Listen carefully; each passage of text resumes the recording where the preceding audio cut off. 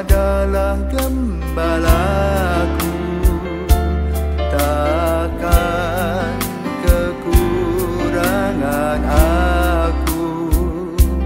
Ia membaringkan aku di padang berumput hijau. Saudara-saudari yang terkasih dalam Kristus, selamat pagi. Salam jumpa lagi dalam Sabda Siap Saji. Minggu 28 April 2024, hari Minggu Paskah yang kelima. Marilah kita berdoa dalam nama Bapa dan Putra dan Roh Kudus. Amin. Allah Bapa yang Maha Pengasih, dalam diri Yesus Kristus Putramu, Engkau telah mencurahkan cinta kasih-Mu sampai sehabis-habisnya kepada kami. Kami mohon semoga karena cinta kasih-Mu itu, kami semakin menaruh kepercayaan kepadamu dan hidup saling mengasihi satu sama lain. Dengan pengantaran Yesus Kristus Putramu Tuhan kami, yang bersama dengan Dikau dalam persatuan Roh Kudus, hidup dan berkuasa Allah sepanjang segala masa. Amin. Tuhan bersamamu Dan bersama rohmu. Inilah Injil Yesus Kristus menurut Yohanes. Dimuliakanlah Tuhan. Dalam amanat perpisahannya, Yesus berkata kepada murid-muridnya, "Akulah pokok anggur yang benar dan Bapakulah pengusahanya.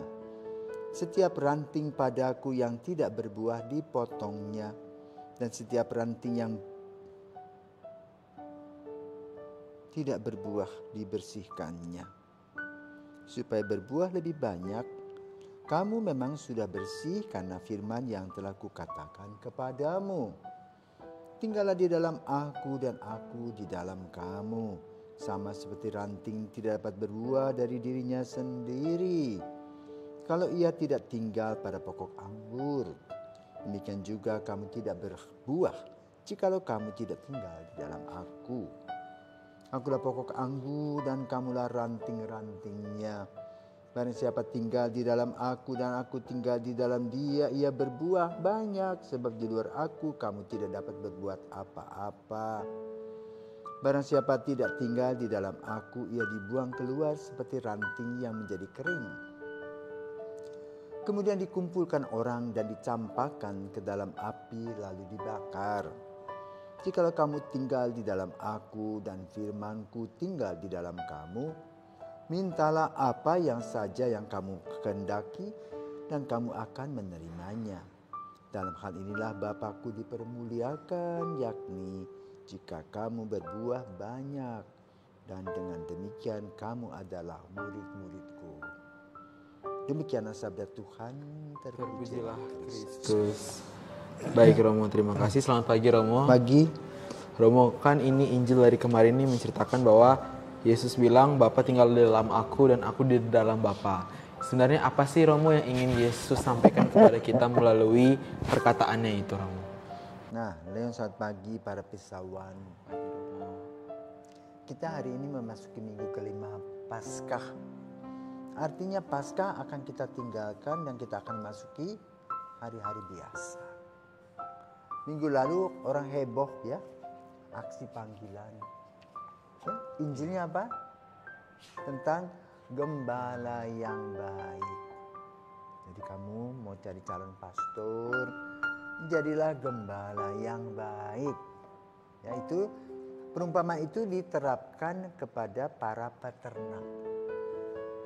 Ya, karena apa? Gembala domba itu tinggal ke sana, baunya juga keringatnya bau domba para gembala itu. Membawa gada, tidur. Dan juga masalahnya domba-domba itu punya nama. Si A, si B, si C. Kalau kamu gak akan dengerin. Tapi kalau dengar suara gembala, domba itu langsung lari. Mendekat. Itulah yang dialami oleh para gembala. Ya, sehingga Yesus itu cerdas. Mengambil perumpamaan tentang gembala adalah apa? Sosok gembala itu amat sangat luar biasa. Dia menyelamatkan domba-domba itu. Karena domba-domba itu hidupnya bergerombol. Seperti bebek kalau kita di Indonesia ya. Ada pemimpinnya. Bebek juga sama. Kalau yang utamanya itu, ketuanya itu sudah bunyi wek wek wek, yang ada ikut. Domba pun sama. Ya. Lalu gembala domba itu membawa ke domba-domba ini ke tempat air minum, merumput. Nah, merawat setiap hari cinta kasih. Ya. Nah, sekarang Yesus berbicara di depan para petani anggur. Anggur itu sama seperti kita air minum biasa. Karena di sana kan dingin. Minum anggur hangat. Dan memang Tuhan memberi begitu banyak anggur. Ya, tumbuh begitu saja. Ya. Sama kalau kita pergi ke Pulau Seram. Itu pulau yang mana tumbuh biji pala itu di hutan-hutan itu. Maka lalu Yesus mempelajari tentang filosofi anggur. Jadi kembali Yesus mempelajari tentang filosofi anggur. Ya. Di mana para petani anggur itu dia membuat alat untuk supaya anggur itu pada saat dia melebar ada tempatnya. Dan ketika musim buah tiba, daun digunting, baru dia berbuah. Kalau yang kita punya anggur itu kan namanya anggur daun. Karena daunnya tidak pernah dipotong, tidak ada buahnya. Nah, anggur yang dipotong itu untuk membiarkan pertumbuhan bunga dan buah. Nah, lalu dalam pohon itu ada ranting-ranting. Ada akar. Ya. Dan akar itu adalah Yesus. Tidak ada akar yang mencari makanan itulah Yesus. Digambarkan dirinya. Maka pokok anggur itu, Yesus adalah pokok anggur. Dan kita adalah carang-carangnya, ranting-rantingnya. Ranting-ranting yang tidak berbuah digunting. Dibuang, dikumpulkan di tempat untuk dibakar. Artinya apa? Kita sebagai orang yang dipilih oleh Yesus, yang dilindungi harus bertumbuh dan berbuah. Yang itu menyenangkan pohon akar itu loh. Senang, karena apa? Dia sudah berusaha terus menggali. Yang di atasnya juga mesti tumbuh baik. Harus berkualitas dalam hal iman. Maka pada Minggu Paskah yang kelima ini kita diajak agar kita satu sadar bahwa kita itu memerlukan Kristus dimanapun kita berada. Kristus adalah pokok anggur dan kita carang-carang atau cabangnya. Hidup iman kita tergantung pada Yesus. Hidup keselamatan kita tergantung pada Yesus. Maka jangan cari yang lain, rugi. Yang kedua, kita harus berbuah. Itu berkualitas dalam hal iman. Nah, kualitas yang mana yang harus ditampilkan? Ya, kalau Yayasan Insan Mandiri kan DJTM. Apa itu? Disiplin, jujur, terampil, mandiri.